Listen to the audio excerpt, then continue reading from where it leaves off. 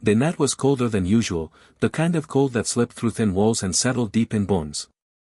A thin mist curled across the barren prairie as the moon hung low, casting long shadows over the silent land. Somewhere in the distance, a lone horse's hoof struggled against the frozen ground, and then, a heavy thud echoed through the darkness. No one saw him fall. No one heard the groan of pain that followed. But fate had other plans. In a tiny, weather-beaten cabin a mile away, Clara, a widow with 2 small children, was stoking the last embers in their stove.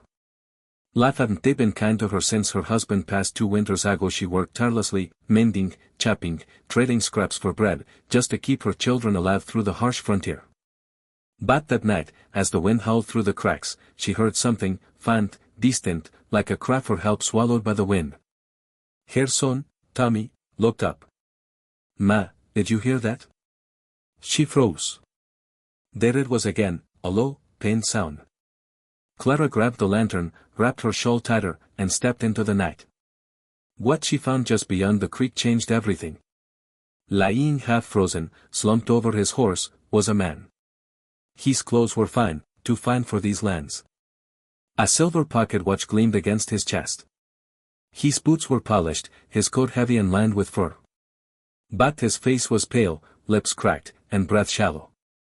She knelt beside him. "Sir. Can you hear me?" He barely managed a whisper.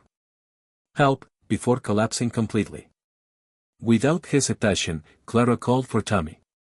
Together, the children helped drag the stranger into their modest cabin. They laid him by the fire, stripped off his soaked coat, and wrapped him in blankets. She heated broth, rubbed his frozen hands, and whispered prayers into the night. For 3 long days, the man hovered between life and death. Clara barely slept. She changed his bandages, wiped sweat from his brow, and sang soft lullabies to calm her children. And then, he opened his eyes. They were deep, stormy gray, eyes that had seen wealth, power, and perhaps, loneliness. "Where am I?" he rasped. Clara smiled softly. "You were safe. My children and I found you near the creek. You were dying." His name was Jonathan Callahan, a wealthy ranch owner known across counties. Few had ever seen him up close. Many said he was proud, distant, untouchable. But now, lying weak in a poor widow's cabin, all that grandeur seemed meaningless. Weeks passed. Jonathan regained his strength, though slowly. He watched as Clara worked from dawn till night, tending to animals, fixing leaks, teaching her children, cooking with barely anything. She had nothing, yet she gave him everything without expecting a thing in return. One evening, as snow began to fall outside, Jonathan sat by the fire, watching Clara braid her daughter's hair. He spoke softly, almost to himself. "You saved my life." She glanced at him. Anyone would have done the same. He shook his head. "No. Not anyone. Not in a world where kindness has a price." Their eyes met.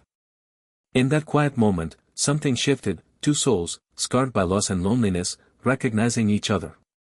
As Jonathan grew stronger, he began helping around the cabin. He chopped wood with precision, fixed the roof, and even showed Tommy how to ride a horse properly. Laughter slowly returned to the house. But outside those 4 walls, rumors spread. The widow took in a rich man, the townsfolk whispered. "Sis after his money. He'll leave her as soon as he's well." Clara ignored them.